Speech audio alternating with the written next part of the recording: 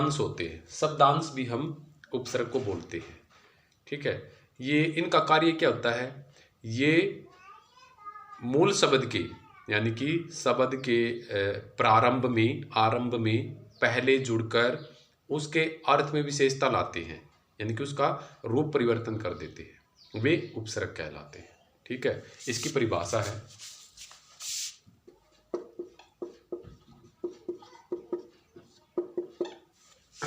उपसर्ग की परिभाषा है, इनका कार्य क्या है।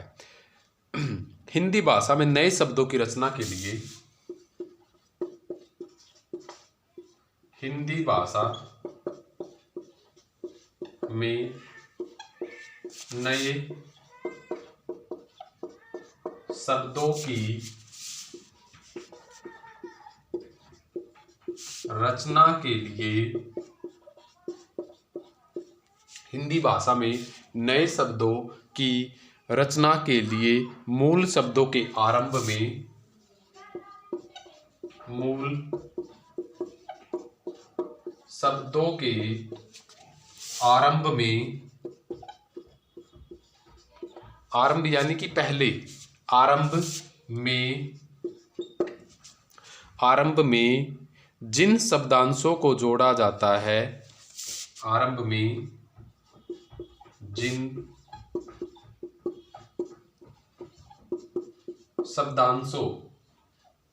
शब्दांशों यानी कि उपसर्ग, शब्दांशों को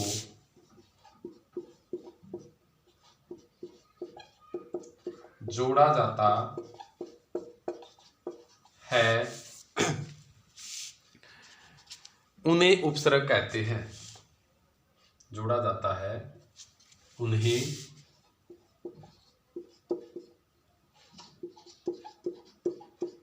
उपसर्ग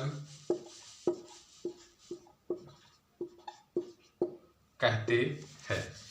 ठीक है, जैसे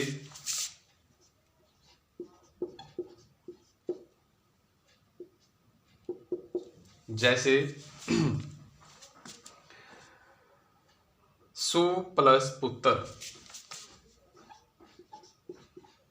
सु प्लस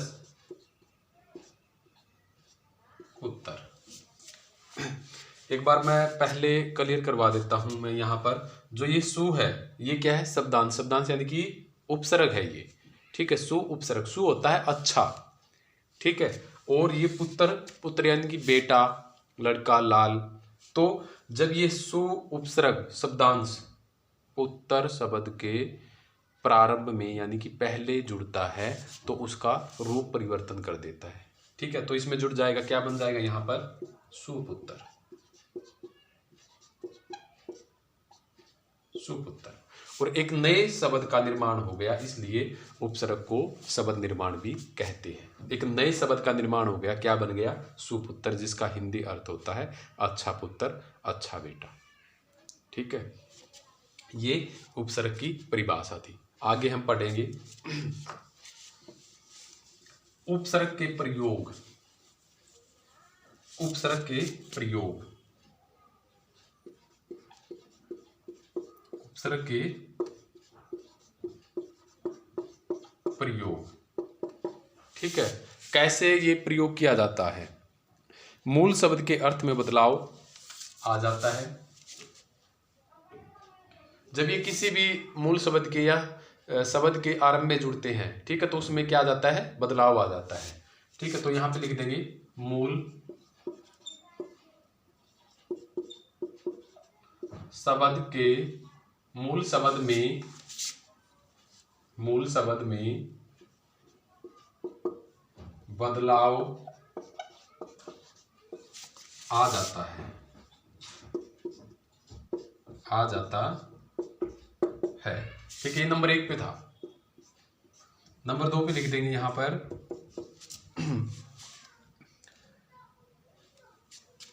मूल अर्थ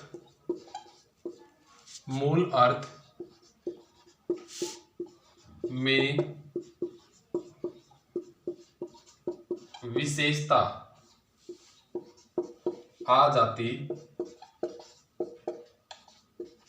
है। विशेषता यानी कि जैसे हमने सु प्लस पुत्र, एक नए शब्द का निर्माण हो गया था। ठीक है, तो उसका हिंदी अर्थ बन गया था अच्छा बेटा। तो ये वही कह रहा है कि मूल अर्थ विशेषता आ जाती है। ठीक है, जब उपसर्ग मूल शब्द के या शब्द के प्रारंभ में जुड़ जाएगा तो उसका एक अर्थ ही विशेष उसका अलग ही अर्थ बन जाएगा, एक विशेषता आ जाएगी अलग से उसमें। ठीक है, तो ये वही कह रहा है। तो नंबर 3 पे है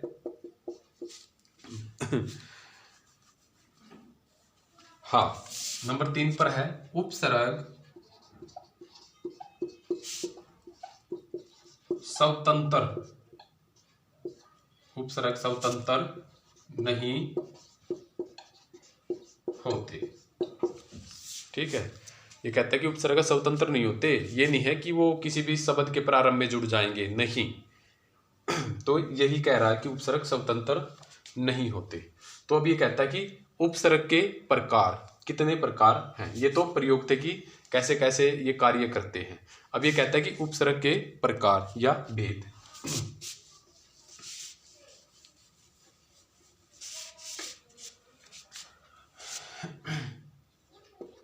उपसर्ग के भेद, ठीक है, लिख देंगे यहां पर उपसर्ग 3 प्रकार के होते हैं, 3 प्रकार के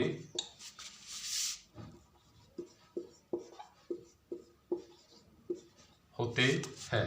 कौन कौन से? नंबर 1 पे संस्कृत के उपसर्ग,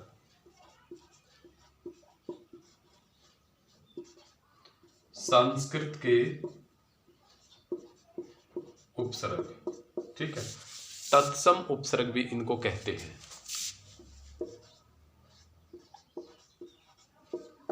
तत्सम उपसर्ग भी इनको कहते हैं। नंबर 2 पे है हिंदी के उपसर्ग,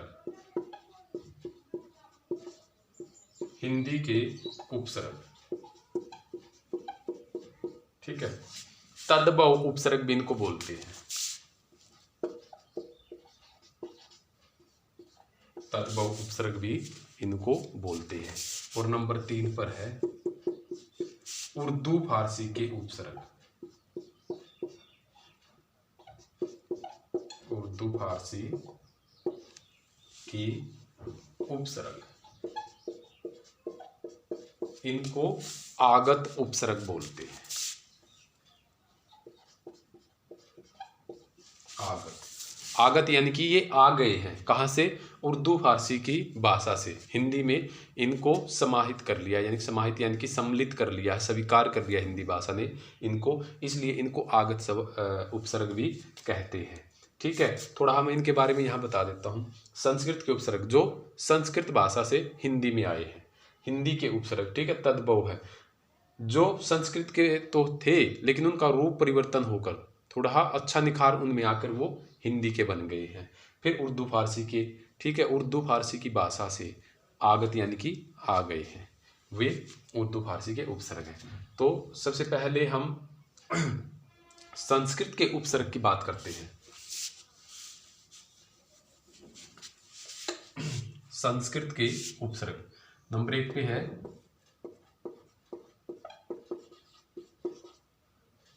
संस्कृत के उपसर्ग। इसकी परिभाषा है, परिभाषा लिखेंगे, जो उपसर्ग संस्कृत भाषा से हिंदी भाषा में आ गए हैं और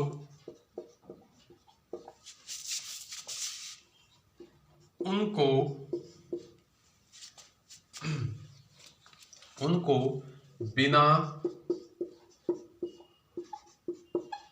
परिवर्तन किए स्वीकार कर लिया है। उन्हें संस्कृत के उपसर्ग कहते हैं। उन्हें संस्कृत के उपसर्ग कहते हैं।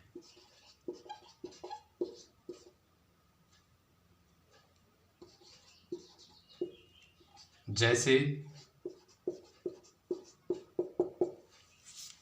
ठीक है, ये कह रहा है परिभाषा में कि जो संस्कृत के उपसर्ग है हिंदी भाषा में आ गई है, वे संस्कृत भाषा से आए हैं, ज्यों के त्यों, जैसे वो आए थे ऐसे ही हिंदी भाषा ने उनको स्वीकार कर लिया है। वे संस्कृत भाषा के उपसर्ग हैं। जैसे उदाहरण देखते हैं।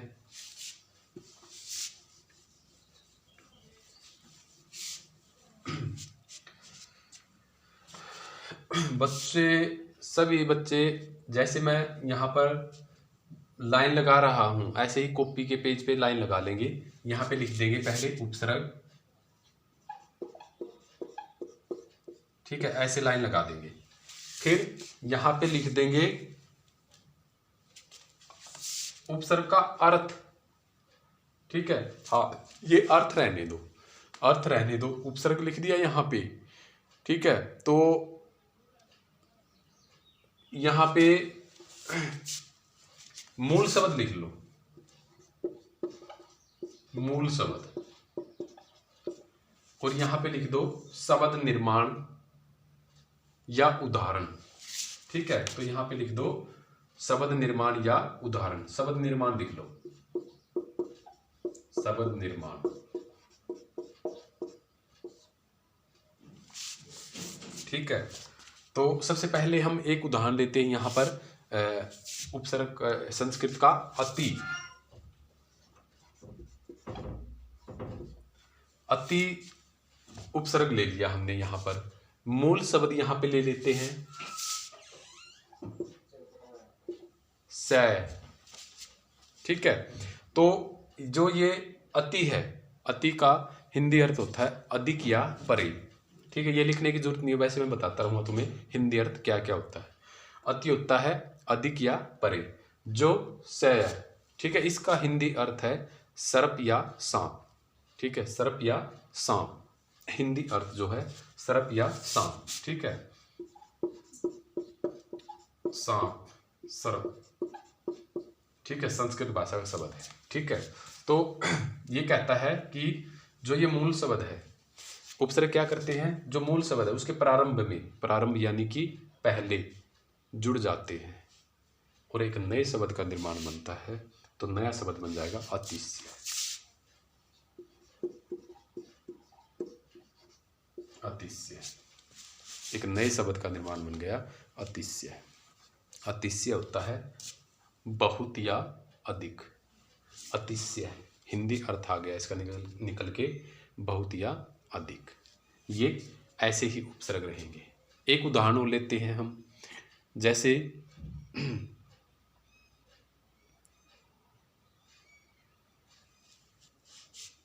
अधि, अधि, ठीक है। अधि उपसर्ग है, मूल शब्द है पति, ठीक है। तो दोनों के मिलने से उपसर्ग है मूल शब्द के प्रारंभ में, आरंभ में जुड़ जाएंगे, यानी कि पूर्व, पूर्व क्या होता है पहले, पहले जुड़ जाएंगे तो अधिपति।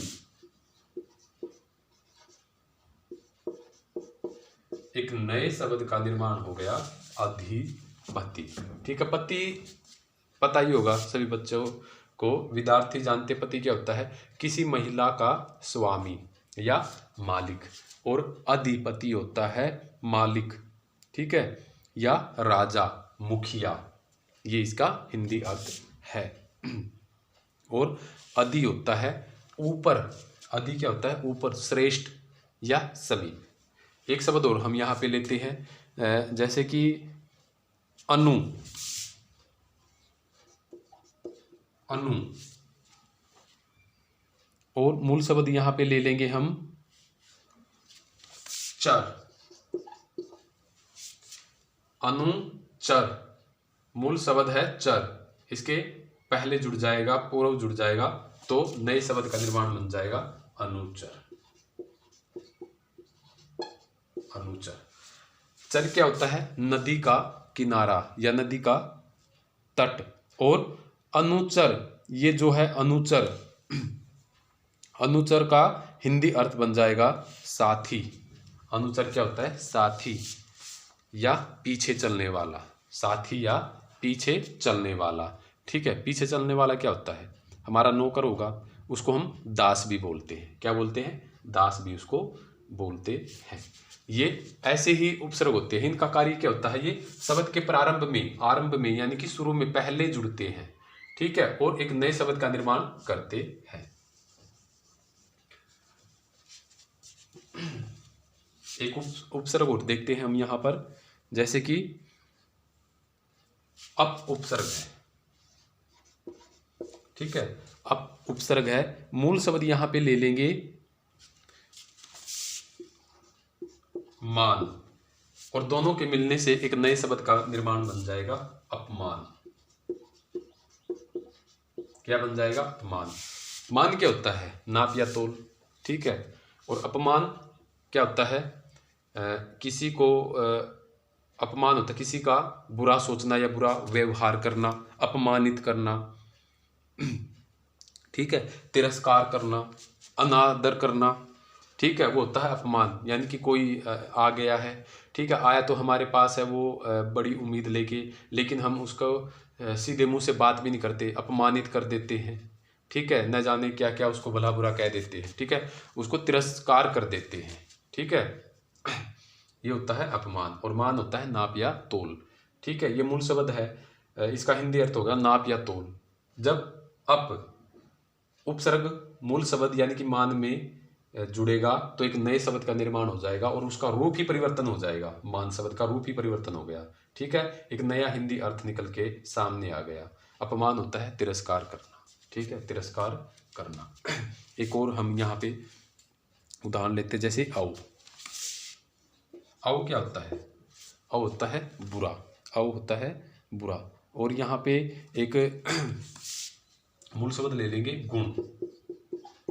ठीक है, गुण। दोनों के मिलने से क्या बन जाएगा? अवगुण। क्या बन जाएगा? अवगुण। ठीक है, गुण क्या होता है? गुण क्या होता है? गुण का हिंदी अर्थ है परिणाम। ठीक है, परिणाम। गुण क्या होता है? परिमाण। ठीक है, और गुण मान लो कि किसी में अच्छे गुण होते हैं, किसी में बुरे होते हैं। ठीक है, वे भी एक गुण है। ठीक है, मान लो कि कोई बच्चा है, उसमें उसकी बात की जाती है कि इसमें अच्छे गुण कितने हैं। ठीक है, अच्छे गुण कितने हैं, तो अच्छे या बुरे गुण की जब बात आती है तो मात्रा में बात आती है। ठीक है, गुण गुण होता है मात्रा। ठीक है, मात्रा या परिणाम। ठीक है, और एक मूल शब्द है ये गुण, औ उपसर्ग है। जब ये मूल शब्द में जुड़ जाएगा तो एक नया शब्द निर्माण बनेगा। यहाँ पे नया शब्द निकल के आ जाएगा और रूप परिवर्तन हो जाएगा, पूरा हिंदी अर्थ ही बदल जाएगा। औ उपसर्ग गुण मूल शब्द में जुड़ता है तो एक पूरा ही अर्थ बदल जाएगा। अवगुण बन गया। अवगुण होता है किसी की निंदा करने का गुण। ठीक है, अवगुण क्या होता है? कि किसी की बुराई कर रहे हैं, एक वो अवगुण ही तो है हमारा। ठीक है, क्या वो अवगुण है? किसी के बारे में बुरा सोचना। ठीक है, किसी की चुगली करना। ठीक है, वो क्या है? एक अवगुण है। एक और हम यहां पे देखते हैं औ। ठीक है, एक उदाहरण और देख लेते हैं हम इसका। औ। नति। नति होता है नमस्कार करना, प्रणाम करना। ठीक है, इसका हिंदी अर्थ है नमस्कार करना या प्रणाम करना। ठीक है, दोनों के मिलने से क्या बन जाएगा? औन्नति। अब बार बार ये बोलने की जरूरत नहीं रहेगी बच्चों के कि औ उपसर्ग पहले जुड़ रहा है। ठीक है, अब तो तुम समझ गए होंगे कि नति मूल शब्द है, इसके आरंभ में औ उपसर्ग जुड़ जाएगा, एक नए शब्द का निर्माण बन गया अवनति। अवनति क्या होता है? घाटा या कमी। हिंदी अर्थ क्या है इसका? घाटा या कमी। ठीक है, बच्चों को समझ में आ रहा है? तो एक उपसर्ग और लेते हैं हम, उप। उप मूल शब्द यहां पे ले लेंगे हम कार, ठीक है। कार क्या होता है हिंदी अर्थ? कार्य या क्रिया। तो एक कार होती है किसी भी धातु की बनी हुई, ठीक है। बच्चे का खिलौना होता है खेलने का, वो भी एक कार होती है, कार रूपी होता है। एक कार होती है बड़ी जो रोड पे चलती है, किसी धातु की बनी हुई, वो भी कार है। लेकिन कार एक कार्य भी होता है, क्रिया भी होता ही है, और दोनों के मिलने से एक नए शब्द का निर्माण बन जाएगा, उपकार। उपकार क्या होता है? किसी के लिए भलाई का कार्य करना। उपकार का हिंदी अर्थ हो जाएगा भलाई या लाभ, ठीक है, भलाई या लाभ।